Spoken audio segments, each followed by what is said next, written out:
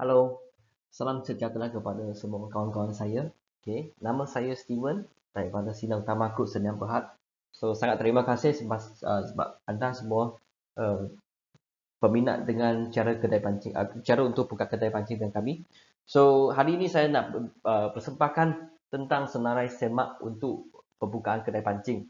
Okey, ini adalah untuk sesiapa yang sudah peminat dan nak join dengan SUG, lepas tu untuk buka kedai pancing. So memang kita akan buat satu checklist kepada semua anda. Senangkan kamu prepare semua sebelum kamu buka kedai pancing, sebab itu dia ada step dia punya step. So anda perlu patuhi semua step baru anda boleh buka satu kedai pancing. So kena ikutlah cara checklist kami.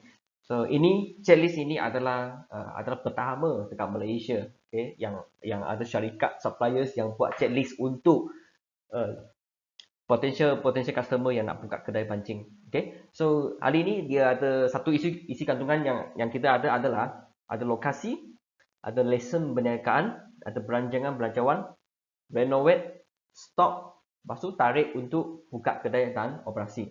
So saya akan start dengan saya punya slide pada hari ini. So harap anda semua boleh faham tentang apa yang kita huraikan dalam isi kandungan ini. Okay, so kita start dulu.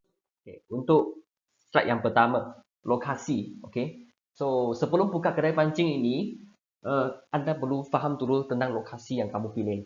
Okay, so ada beberapa elements yang anda boleh buat rujukan, okay, daripada kita punya checklist. Okay, first, anda boleh pilih lokasi yang sesuai. Okay, sebelum buat lokasi sebelum pilih tempat itu, anda boleh buat tinjauan tempat yang potensi.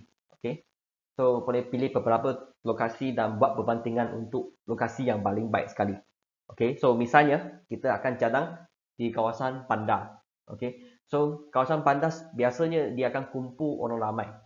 Okay, so nombor 3 adalah pilih lokasi di kawasan bandar, lokasi yang mempunyai tumbuhan orang ramai. Sebab untuk orang ramai dia akan stay, lepas tu kereta pun banyak, so kereta akan jadi slow. Okay, lepas tu dia akan mudah pantang kamu punya kedai. So kalau makin ramai orang, makin peluang bisnes dia akan jadi lebih tinggi. Okay, so nombor 4 ini adalah pilih lot tepi kedai jika mampu, atau sekurang-kurangnya lot kedai tengah. Okay, kita boleh priority set dulu untuk kedai corner. Kalau dia sewa terlalu tinggi sangat, okay, kita perlu pindah ke kedai tengah. Okay, kalau kedai corner punya harga sewa tak mahal sangat pun, dia lebih kurang sama dengan kedai tengah. So kita akan prefer anda pilih kedai corner. Sebab untuk corner ini, dia signboard dia boleh buat dua tempat. Okay, dua segi, dua tempat. Untuk kedai tengah dia satu saja. Mungkin dia dua tingkat, tapi hanya dua tingkat yang boleh pamer. Tapi untuk yang corner pula dia boleh dari sisi sini, lepas tu kanan kiri pun boleh. So kedai dia akan nampak lebih luas. Okay, lepas tu orang yang lalu dia akan mudah untuk nampak. Okay, signboard pun boleh taruh banyak. Sebab kita ada bagi support sponsor signboard. Kalau untuk kedai corner kan kita boleh sponsor yang lebih besar sedikit. Okay, dia akan tampang customer masuk ke tempat kamu. Sebab signboard kamu besar kan. Okay, so nombor 6, pilih kedai yang berdekatan dengan perumahan atau kawasan yang mempunyai kolam pancing berbayar. Okay, ini pun penting juga. Kena pandai survey dulu. Kalau tempat yang kamu nak buka kedai pancing itu adalah berdekat dengan taman. Taman yang mempunyai penduduk yang ramai. So ini adalah satu tempat yang sesuai. Okay, penduduk yang ramai maksudnya kemungkinan besar kaki pancing pun ramai. Okay, lepas tu kau boleh dekat dengan kawasan yang mempunyai kolam pancing. Okay, tak kira kolam pancing yang berbayar ke ataupun tidak perlu berbayar, macam lombong ke. Okay, itu ikut suka. Janji dia ada kolam pancing, kalau ada lah. Okay, so last, pilih kedai yang berhampiran dengan laut, sungai ataupun kolam. Okay, dia situasi ini sangat-sangat penting sebab kalau kita boleh memenuhi tentang resources yang sebegini kan, kita ada dekat dengan laut, ada sungai atau kolam, maka dia akan mudahkan customer akan dia datang ke tempat kamu sebab dia nak pancing terus. Okay, banyak kebanyakan customer dia akan buat pilihan yang macam ni. Saya akan pergi pancing tapi kedai pancing itu dia dekat dengan saya. So saya pergi tempat itu beli loh.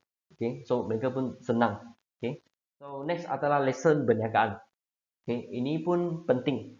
Okay, so sebelum maksudnya selepas lokasi dia sudah dipilih, maka anda perlu buat perjanjian sewa dengan owner kedai, ataupun kedai itu mungkin sendiri yang beli, itu tak ada masalah. So you kena ada perjanjian jika kamu sewa. Okay, lepas tu kena buat lesen perniagaan. Okay, first perlu membuat penyediaan SSM. Ini sangat penting. Okay, buka kedai pancing ini dia perlu sediakan SSM. Kena register dengan Suruhanjaya Syarikat Malaysia. Okay, so ini sangat penting. Lepas tu nama yang taruh nama kedai itu pun sangat penting juga. So kena pastikan nama kedai adalah nama kedai yang senang diingati dan berkaitan dengan kategori barangan yang dijual.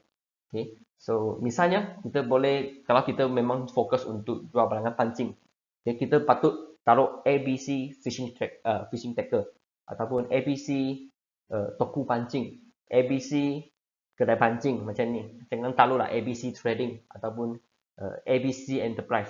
Customer dia akan susah faham apa maksud ABC trading, apa maksud ABC enterprise. Kalau dia ada taruh kedai pancing ABC fishing tackle, so mereka akan senang faham ini mestilah kedai yang jual barangan pancing. Macam TCE tackle pun sama juga kan. Jadi kalau dia taruh saja taruh TCE, you tidak akan faham apa mereka yang jual. So kena berkaitan lah, okay, dengan kategori yang barangan yang kamu jual tu. Okay, so second, anda perlu membuat perjanjian dengan tuan rumah. Okay, jika ada perkebunan. Untuk customer yang kaya ni, dia ada kedai sendiri, tak ada masalah lah, dia boleh pakai terus saja. So kebanyakan kita punya dealer dia pun sewa. So kena ada perjanjian. Perjanjian itu dia boleh set at least setahun.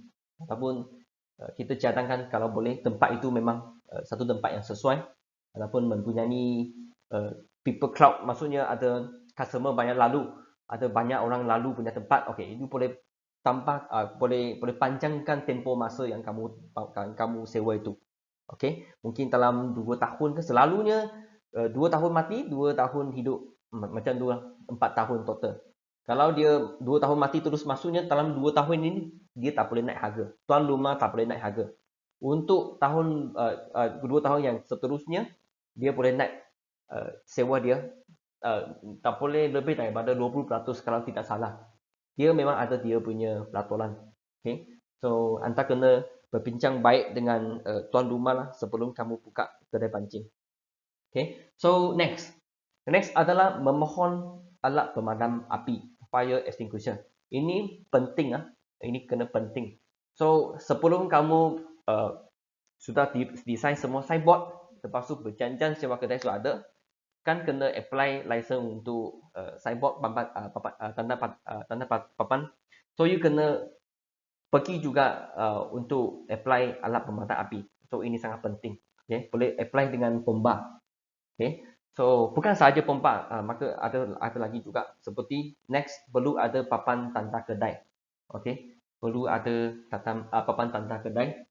Lepas tu rujuk pada majlis daerah. Sebab setiap negeri ni semua peraturan dia lain. So you kena tanya baik-baik dulu sebelum buat aplikasi. Ataupun kita selalunya kalau nak senang, kita boleh bayar kepada runner biar mereka tolong kita buat semua. Okay, tapi kena ada sedikit runner fee. Tak mahal lah, beberapa ratus saja. Sebab saya tahu prosedur dia banyak. Okay, kalau kita sendiri pergi, mungkin kita tak biasa tentang dia punya prosedur. So kita akan habiskan masa untuk buat aplikasi ini. So kalau boleh bagilah runner untuk buat. Ini just cadangan sajalah. Boleh dua pilihan lah. Satu, kalau nak jimat, anda boleh buat sendiri. Kalau nak jimat masa ni, boleh bagi runner. Okay. So next, license majlis pembandaran ataupun majlis daerah untuk membuka kedai. Ini adalah license perniagaan. Okay. Untuk license signboard, you kena dapat dulu approval, okay, daripada majlis-majlis yang berkenaan. Untuk lesen perniagaan pula, anda pun perlu buat aplikasi, kena apply dengan mereka. Okay. So untuk bangunan baru perlu ada kemudahan air dan elektrik. Jika bangunan lama adalah tidak perlu. Maksudnya di sini adalah banyak bangunan baru. Mereka sudah ada ready dengan dia punya air dengan elektrik. Maksudnya DC box sudah ada, lepas tu itu air punya tempat dia pun sudah ada. Tapi banyak dia tak pernah pergi apply lagi. Maksudnya buka satu account dengan Jabatan Air ke ataupun Jabatan itu TNB. So kena apply dulu biar Air Elektrik ada masuk. Okay. Maksudnya kena register satu account dengan TNB dengan Jabatan Air. Okay, untuk bangunan baru. Untuk lama memang tak perlu lah sebab memang sudah ada banyak. Okay. Next adalah pastikan semua maklumat yang diserah adalah tepat dan memastikan boleh memenuhi peraturan setiap jabatan. So ini tak perlu saya ulangkan semula lah. Kena make sure kan yang atas ni semua anda kena buat. Okay. Kalau tak senang buat, boleh bagi kepada runner. Okay. Kita upah runner saja. So next. Okay. Next, ini adalah perancangan belanjawan. Budget planning. Okay. Ini penting untuk setiap peminat buka kedai pancing ini, you kena faham. Okay. Apa itu budget planning. Dan you kena tahu dulu modal yang kamu nak keluar. Okay. So first, perlu buat draft untuk keseluruhan kos yang berkaitan dengan kedai. Okay. So perlu kirakan jumlah kos untuk masuk produk ataupun stok. Okay. So jumlah kos untuk upah suai kedai termasuk almari, rak, CCTV, counter, rak aksesori, perabot dan sebagainya. Okay. Di sini maksudnya budget kos ini dia dibahagikan kepada 3. Okay. Satu adalah stok. Stok itu kena asingkan dia punya budget. Lepas tu kos untuk buat renovasi. Okay. Itu pun kena asingkan keluar. Lepas tu kos operasi. Ini pun kena asingkan keluar juga. Okay. So kena fikir baik-baiklah. Let's say kita ambil satu contoh. 100,000 total cost kamu untuk buka satu kedai pancing. Kamu boleh kata 100,000 ini semua buang masuk kepada stok saja. So tak ada decoration, tak ada renovation ataupun tak ada cost operasi. Itu akan jadi sangat bahaya. Okay, so jangan. Kita kena planning siap-siap dulu untuk setiap stok, renovation dengan cost operasi. Okay, so kita akan masuk detail satu persatu. Okay, pertama, cost operasi. So, cost operasi ini selalunya kita akan standby untuk 3 bulan. Maksudnya, once you sudah confirm kedai kamu, lepas tu sudah confirm sewa perjanjian semua sudah ada, lepas tu tibalah masa untuk buka kedai. Okay, so you kena standbykan cost operasi ini 3 bulan at least. Cost operasi 3 bulan ini dia termasuk dengan cost buruh. Kalau kamu ada upah pekerja, you kena standby dulu wang yang secukup-cukupnya untuk bayar 3 bulan gaji untuk dia. Okay. Kena tambahan pula, kena tahu juga kamu upah berapa pekerja. Kalau satu saja you kena standbykan pekerja ini untuk 3 bulan punya gaji. Okay. Lepas tu cost untuk membeli stok. Okay. Ini pun penting juga. Saya tak cadang kamu sekali buang masuk beli stok untuk standby. Tak perlu. You boleh phase by phase. Okay. Let's say total cost mungkin masuk stok punya ada 100,000. You boleh bagi 2 kali. Sekali boleh masuk 60,000 dulu. Lepas tu kali kedua selepas 3 bulan baru masuk yang balance 40,000. Sebab you kena buat market survey dulu untuk 3 bulan ini. Okay, takut mungkin ada produk yang tak berapa sesuai jual kan. Okay, you pun ada satu wang yang extra boleh standby kan. Okay, so cost untuk sewa. Okay, ini kena standby selalunya 3 bulan. Okay, takut nanti jika business kedai tak berapa bagus. So mungkin kita kena standby cost sewa untuk 3 bulan. Cost upah pun sama juga 3 bulan. Okay. Lepas tu cost utility. Maksudnya seperti cost air elektrik. Okay. Mungkin kena standby untuk 3 bulan. Dan cost lain bulanan. Kena standby 3 bulan juga. Okay. Seperti expenses harian. Lepas tu dan sebagainya. Okay. Kena standbykan 3 bulan. So untuk ini kita punya admin boleh tolong anda buat rancangan. Tak ada masalah. So, second, untuk cost stok punya cost, kena tahu tentang produk yang perlu masuk dalam kedai. Okay. So, cara ini dia boleh minta admin bagi cadangan barangan pancing yang perlu dijual, lain tempat, lain produk yang sesuai dijual. Maksud di sini adalah sebelum kamu buka kedai, kan kita kena buat decision making. Kita kena buat keputusan tentang produk-produk yang sesuai nak masuk ke kedai kamu. Biasanya, saya akan cadangan kamu bincang dulu dengan admin SUG. Okay, so kita akan start untuk tolong kamu buat perancangan market survey dulu tempat kamu. So kita mungkin boleh come out tempat kamu mungkin dia berhampiran dengan laut. Kita akan fokus untuk saltwater product. Okay, kalau berhampiran dengan kolam, kita akan fokus untuk jual produk kolam pancing. Okay, semua benda yang masuk itu semua perlainan. Okay, so kena ambil cadangan daripada admin lah. Okay, lepas tu kena minta quotation dengan syarikat Sinar Utama Group. Okay, selepas kita sudah bincang siap-siap tentang stok-stok yang kita yang kita nak set up dalam kedai. So, boleh minta quotation. Kita pun kena buat quotation untuk you. So, kita boleh set minimum budget itu berapa, maximum budget itu berapa. Special for stock. Okay. So, bincangkan budget dengan pembeli seperti kita. Pastikan perbincangan tersebut adalah dijalankan selaras dengan budget yang ditetap. Jangan tidak lebih banyak sangat ataupun tidak kurang sangat. Okay. So, sampai setakat sini anda boleh faham semua ya. Okay. So, saya akan masuk ke next. So, ini adalah renovasi. Okay, decoration dengan renovation. So, anda boleh mencari kontraktor sendiri ataupun boleh guna kontraktor daripada pihak Sinar Utama Group. So, kita bagi dua cadangan. Satu adalah you boleh buat sendiri, maksudnya you ada kontraktor sendiri. Ada juga yang pengusaha kedai pancing kan mereka sendiri tahu buat macam mana buat decoration. Ataupun just buat renovation yang simple saja, mungkin tarik sikit elektrik ke, pasang lampu ke, mereka faham macam mana buat tarik CCTV ke. So, diorang boleh buat sendiri. Untuk pengusaha yang tidak pandai untuk cari kontraktor, kita boleh tolong. Okay, kita just tolong saja, kita tak ambil untung. Okay, so kita akan suruh kontraktor pergi, lepas tu bagi quotation kepada anda. Okay, so mungkin second rancang idea hiasan ini, second ini adalah rancang idea hiasan tanaman ataupun reka bentuk yang sesuai di dalam kedai. Yang ini jika pakai kontraktor kami, anda boleh bincang dengan mereka. The concept of your shop, bagaimana you nak you nak kasih cantikkan, decoratekan you punya kedai. Kena set up apa barang, lepas tu konsep yang kamu boleh pakai, kena mungkin mau nak masuk perangan nak buat konsep yang lampu kuning ataupun yang ada billboard, lepas tu konsep yang hitam dan sebagainya. Iku suka nak terang dan sebagainya. Desain dia konsep anda boleh bincang dengan kontraktor. So next adalah bincangkan masa untuk pembukaan kedai.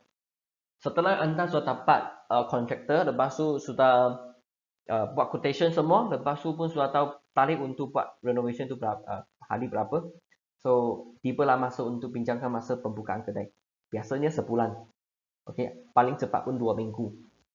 Kena ada satu buffering time untuk bagi semua pihak untuk buat semua pihak untuk ready.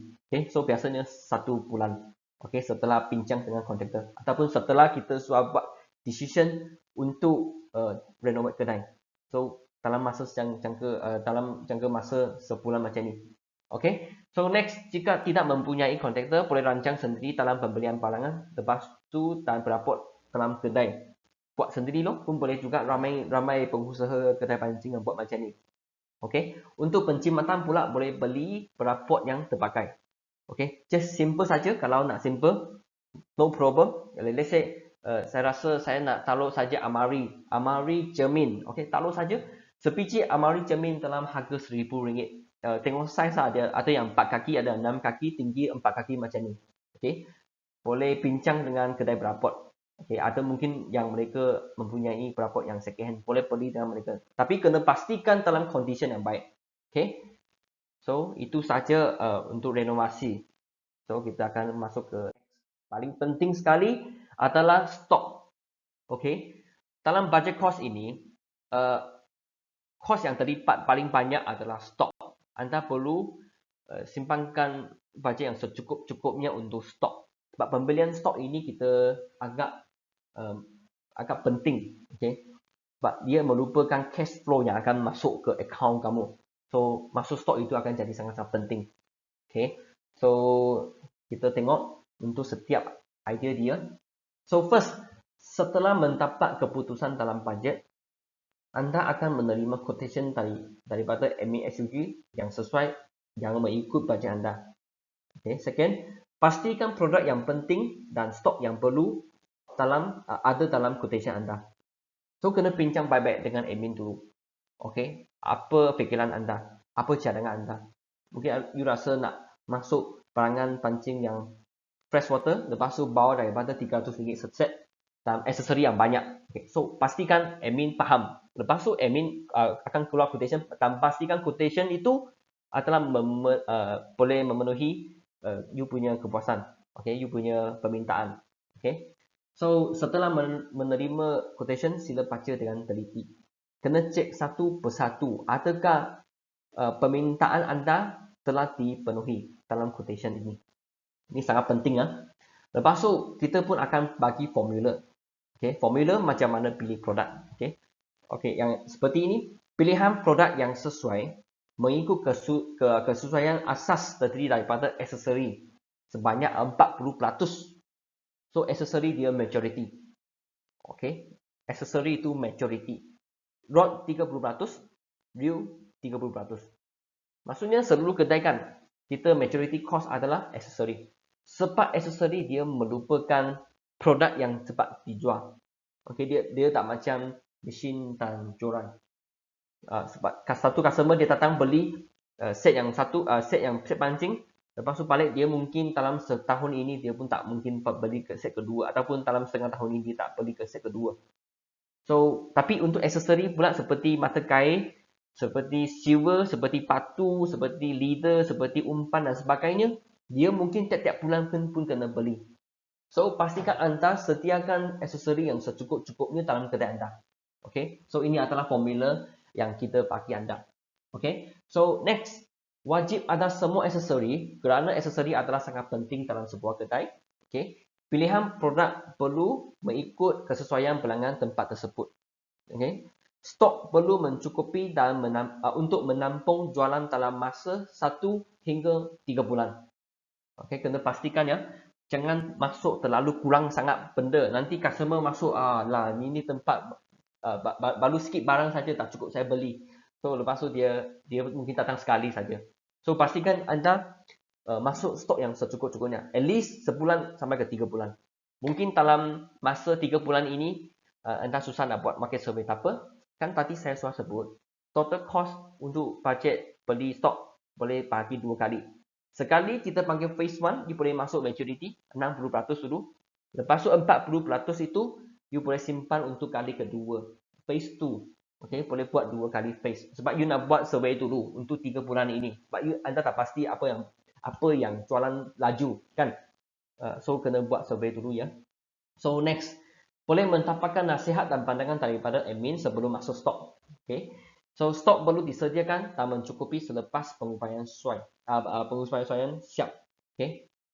Itu saja untuk stok. So kalau anda boleh faham semua. Okay. So saya akan masuk ke next slide.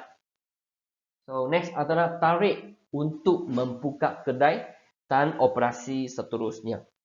Okay. So apa yang anda perlu buat, you kena ikut sini adalah first maklumkan pada admin satu tarikh untuk pembukaan kedai.